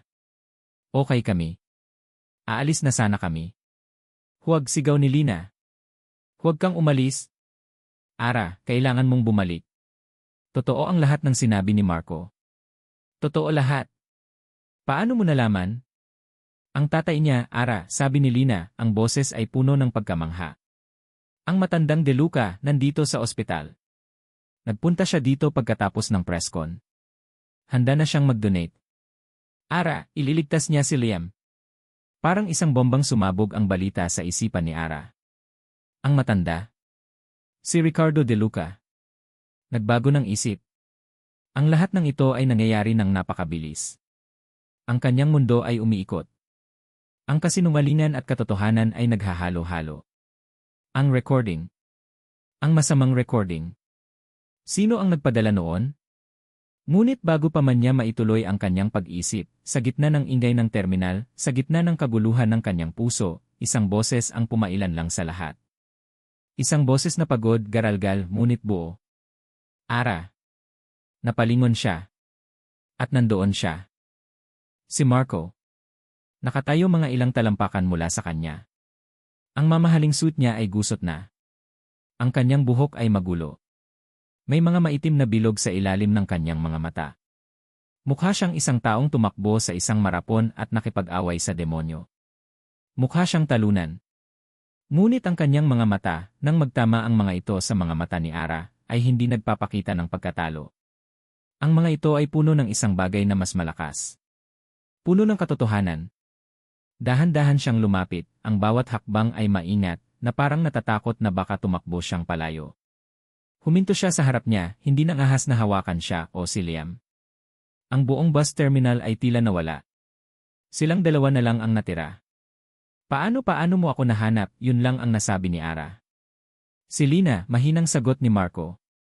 Sinabi niya sa akin kung saan ka maaaring pumunta. Nagmaneho ako buong gabi. Tumingin siya sa natutulog na si Liam sa kandungan ni Ara, at isang matinding sakit ang gumuhit sa kanyang mukha. Patawarin mo ako, Ara. Sa lahat.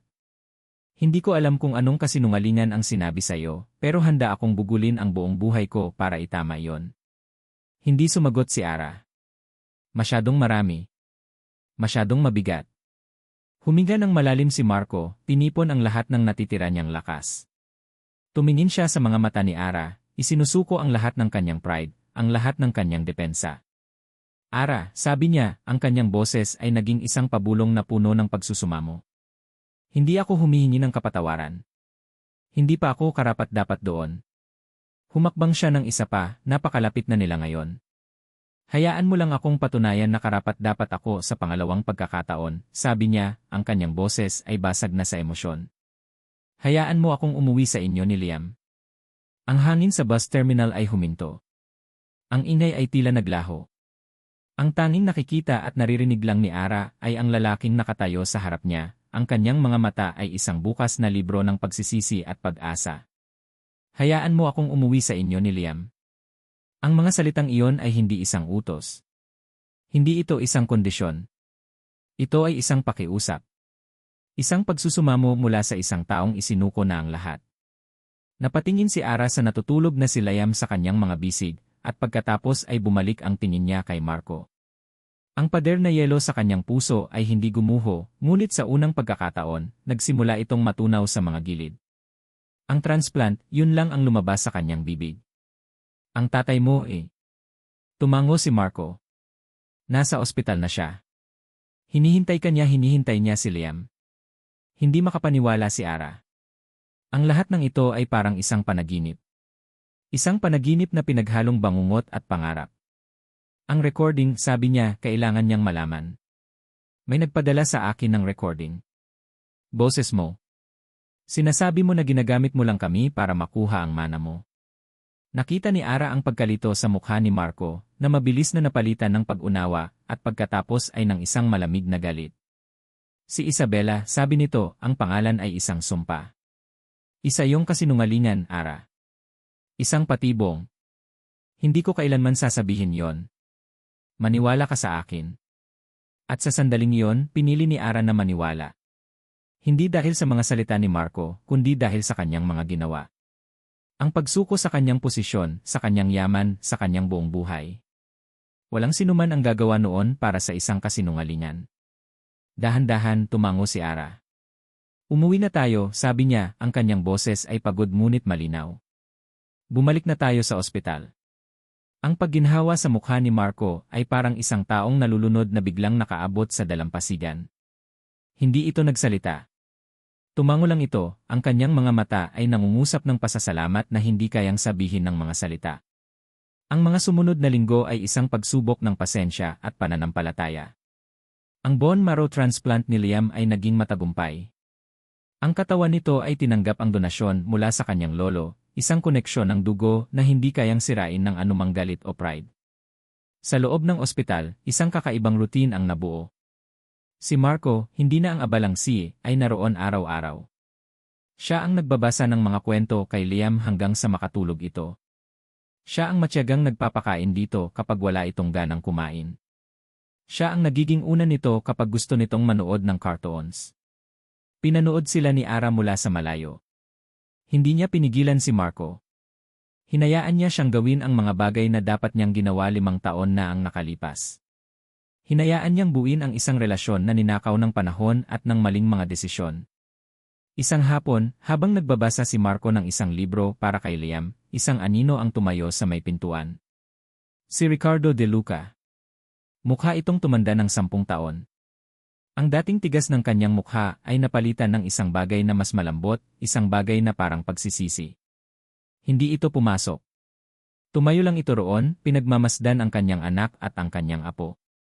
Nakita ni Ara ang paggalaw ng isang ngiti sa gilid ng labi ng matanda, isang ngiti na puno ng sakit ngunit may bahid ng pagmamahal. Pagkatapos ay tumalikod ito at tahimik na umalis. Alam ni Ara na iyon ang simula ng kanilang sariling paghihilom. Ilang buwan ang lumipas. Ang amoy ng dagat at ang tunog ng mga alon na humahampas sa dalampasigan ang pumuno sa hangin. Payapa.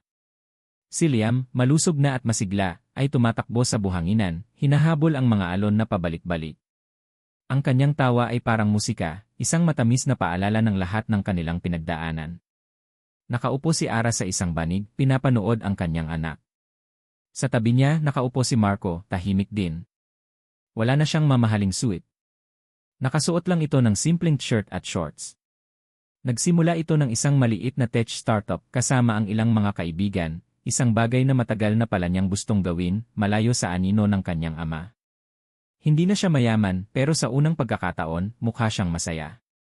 Mukha siyang malaya. Hindi pa rin sila opisyal na nagkabalikan. Ang pagpapatawad ay hindi isang switch na ino-on at off lang. Ito ay isang proseso. Isang mahabang daan. At dahan-dahan, nilalakad nila ito ng magkasama. Ang ganda niya tingnan, basag ni Marco sa katahimikan, ang mga mata ay nakatuon kay Liam. Sagot ni Ara, isang tunay na ngiti ang sumilay sa kanyang mga labi. Naramdaman niya ang pag-aalinlangan ni Marco sa kanyang tabi. Pagkatapos, dahan-dahan, maingat, iniabot nito ang kanyang kamay, hindi para hawakan ang kamay ni Ara, kundi para i-offer lang ito, nakalahad sa buhanginan sa pagitan nila. Isang imbitasyon. Isang tanong na walang salita. Tinitigan ni Ara ang kamay na yon. Ang kamay na nagsulat ng liham na dumurog sa kanya.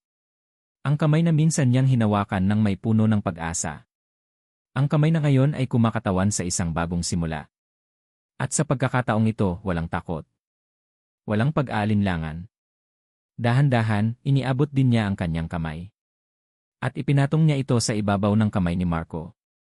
Ang init ng kanyang balat ay pamilyar at bago ng sabay. Naramdaman niya ang marahang pagpisil ng mga daliri ni Marco sa kanya. Isang pangako. Napatingin sila sa isa't isa, at sa kanilang mga mata, ang lahat ng sakit at luha ay nagbigay daan sa isang pag-unawa na mas malalim pa sa mga salita. Ara, internal monologue. Ang pag-ibig ay hindi tungkol sa hindi pagkakamali. Natutunan ko iyon sa pinakamasakit na paraan. Ito ay tungkol sa pagpili na bumangon mula sa pagkakamali. Tungkol sa pagpili na magpatawad, hindi para sa taong nagkasala sa iyo, kundi para sa sarili mo. At higit sa lahat, ito ay tungkol sa pagpili na magsimulang muli, gaano man kasakit at kagulo ang nakaraan. Napatingin siya kay Liam na tumatawa, at kay Marco na ngayon ay nakangiti na rin. At sa wakas, sa piling ng dalawang lalaking bumubuo sa aking mundo, handa na akong magsimula. At dito nagtatapos ang kwento ni Ara at Marco, isang kwento ng pusong nasugatan, ng pag-asang nawala, at ng pag-ibig na muling nabuo mula sa mga abo ng nakaraan. Isang taos-pusong pasasalamat sa inyo, aming mga minamahal na tagapakinig, sa pagsama ninyo sa amin sa bawat kabanata ng kanilang paglalakbay. Mula sa unang patak ng luha ni Ara hanggang sa huling tibok ng pag-asa sa puso ni Marco, naramdaman namin ang inyong presensya. Habang isinusulat namin ang kwentong ito, naging paalala sa amin na ang buhay ay hindi perpekto. Minsan, tayo ay nagkakamali. Nakakasakit. At nasasaktan. Ngunit ang tunay na sukat ng ating pagkatao ay hindi kung paano tayo nadapa, kundi kung paano tayo pinipiling bumangon. Ang kwento ni Ara at Marco ay isang paalala na ang pagpapatawad ay hindi isang madaling regalo, lalo na kung para ito sa ating mga sarili. Ito ay isang mahaba at minsay masakit na proseso, ngunit ito rin ang tanging susi na makapagpapalaya sa atin mula sa mga tanikala ng nakaraan. At ang pag-ibig, ang tunay na pag-ibig, ay hindi lang isang emosyon. Ito ay isang desisyon, isang pang-araw-araw na desisyon na manatili, umunawa, at magsimulang muli. Sana, sa pagtatapos ng kwentong ito, may isang aral o damdamin kayong baon-baon. At sana, magsilbi itong inspirasyon sa ating lahat na anuman ang bigat ng ating pinagdadaanan, laging may puwang para sa pangalawang pagkakataon. Kami ay nasasabik na marinig ang inyong mga saloobin. Ano ang pinakapaborito ninyong eksena? Aling karakter ang pinaka-nakumonekta sa inyo? Huwag kayong mag-atubiling iwanan ang inyong mga komento sa ibaba. Ang bawat salita mula sa inyo ay mahalaga at nagsisilbing inspirasyon sa amin. Muli, maraming salamat. Hanggang sa susunod na kwento na ating pagsasaluhan. Bawat tibok.